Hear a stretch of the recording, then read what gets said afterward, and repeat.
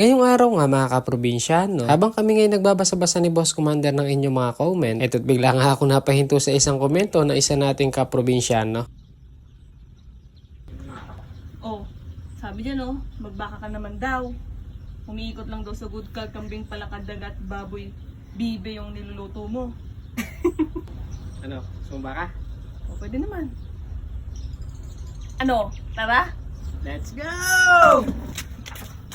Kaya ito mga kaprobinsyano, agad-agad ko nang inaya si Boss Commander para makapaghanap ng karne ng baka. Siyempre, dito na kami dumiretso sa palengke para makasigurado tayo at fresh nga ang aming mabili. Mabuti na nga lang din at araw ng Sabado ngayon. Ganitong araw lang kasi may nagkakatay ng baka dito sa aming palengke. At ang lagi kong binibilan pagdating sa baka dito sa aking suki. Medyo nagmahal nga ang presyo ng karne ng baka ngayon mga kaprobinsyano. Pagkatapos nga sa karnihan bumili lang kami ng ilang mga sangkat. Diretso na rin kaming umuwi ng bahay. At dahil wala nga rin pasok si Boss Commander ngayon, pagluluto natin siya ng isang mainam-inam na ulam pa ng halian. Bali, hiwain nga pala natin itong karne ng baka ng kasarapang sukat at medyo maninipis. Para nang sa ganun ay sandali lang din natin mapalambutan. At sa mga nakakapansin nga pala mga kaprobinsyano, na kung saan umiikot nga lang daw yung aking mga niluluto sa pato, manok taga, palaka at baboy, pasensya na po at unang-una, malayo po kami sa dagat para makapagluto ng iba't ibang seafoods. Nagluluto din naman ako ng mga isda mga kaprobinsyano. Pero syempre, yung mga nakikita nga lang din dito sa aming lugar. At tulad ng hito, bulig, liwalo at gurame at iba pang mga uri ng isdang tabang. Kaya medyo madalang nga lang din yung mga lamang dagat dito sa amin. Kaya kapag meron nga ako nakita sa palengke na medyo kakaiba, talagang binibili ko na ng matikman ko rin. At dahil nandito nga kami sa Kapatagan, kapag dumadating nga dito yung mga lamang dagat, talagang medyo mahal na rin ang presyo. Pero alam ko naman mga kaprobinsyano, na meron din tayong mga followers na gusto yung mga ulam dito sa aming probinsya. At ako naman mga kaprobinsyano, mas tinatangkilik ko kung ano yung meron dito sa amin. Abay, mahirap maghanap ng wala.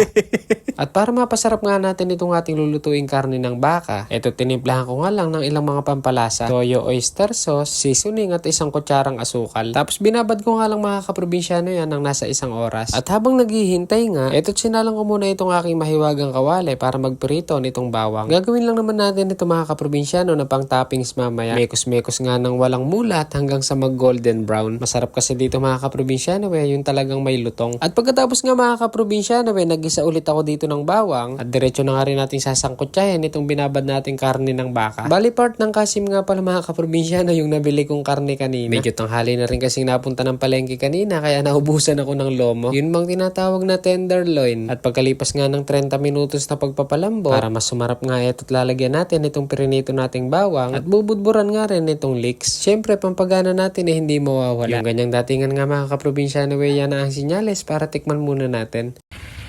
Yan mga kaprobinsyano, ito na yung ating beef salpikaw.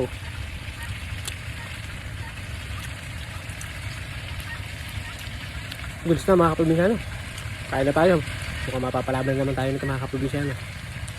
At nung okay na nga mga kaprobinsyano, agad-agad ko nang hinango at diretso ko na rin sinandok. Ganito nga pala version natin mga kaprobinsyano ng beef salpikaw. At para magbalanse nga, nag-stir fry lang tayo nitong mixed veggies. Sandali lang naman itong lutuin mga kaprobinsyano at masarap dito yung semi-half cook lang. At nung mailuto ko na nga ang lahat, ayun pinlating pa ng bahagya. Sa mga oras nga na ito mga kaprobinsyano, talagang medyo ginutom si Boss Commander. Kaya tara po at samahan nyo na po kaming mananghalian. Ayun mga kaprobinsyano, kain na po tayo. Beef salpikaw. Shout out po sa nag-request na magluto tayo ng baka. Ito na, sa probinsyano. Beef salpikaw ang ating dinali. Siyempre, para masustansya naman lalagyan natin ng gulay. Tapos, meron tayo ditong toyo mansi. Mga kaprobinsyano. Isa rin sa masarap dito. Ayun.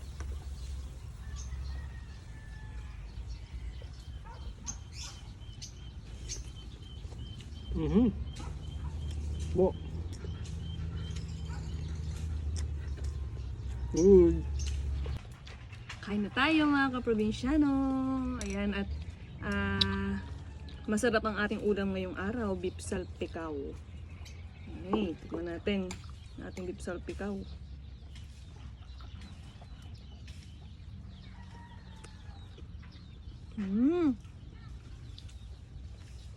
The best. Sarap. Bagay na bagay mga kaprobinsyano yung prinito nating bawang dito sa ating beef salpikaw. Pisa. Pagkain ng mga kaprobinsyano. Kain po.